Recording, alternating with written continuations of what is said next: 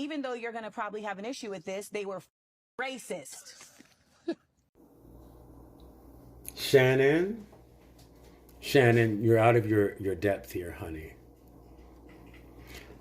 But I'm glad you dove into those waters because it gives us a powerful opportunity to unpack how somebody black can defend white supremacist talking points when they're having a conversation with somebody that is more educated than they are.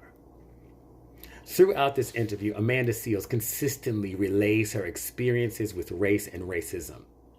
And he consistently excuses them behind the system and structures that propagate that racism. Over and over again. Then she takes the time to sit forward on her chair and say to you, sir, I study this for a living. I have a master's degree. And part of the reasons I got a master's degree, I'm paraphrasing, is because bozos like you would not believe me without a degree. But he still doesn't believe her. He still tells her, well, I have a different point of view. She's not giving you a point of view that's based on her opinion and only her lived experience, which you really couldn't have an opinion on unless you were there at the same time. But you have strong opinions on her lived experience. And then she tells you, based on the study of race, she even likens her childhood experience with race in Orlando, Florida, in Disney, to Ruby Bridges. And he says, kids will be kids.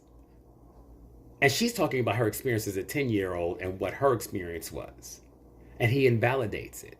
And then the sexism, patriarchy, and misogyny that's rampant throughout this interview. I fully believe that if he was sitting across from a man with the degrees and experience as an actor that she has, the experiences in Hollywood and the timeless, tested, true statements that she's made about race and her degrees, he would have stood down. Had that been Mark Lamont Hill, he would have shut up and asked genuine questions, not offered other points of view that are both uneducated and unclear and inaccurate based on the study of race and based on her own lived experience, which she uses both skills to outrank him in the conversation. Then she is vulnerable and she says she has rage issues, and he asks her, are you single? I swear we men think that our penises will somehow heal the rage that people have, when we know that our penises create more rage for the people that we put them inside of than any kind of healing could ever be.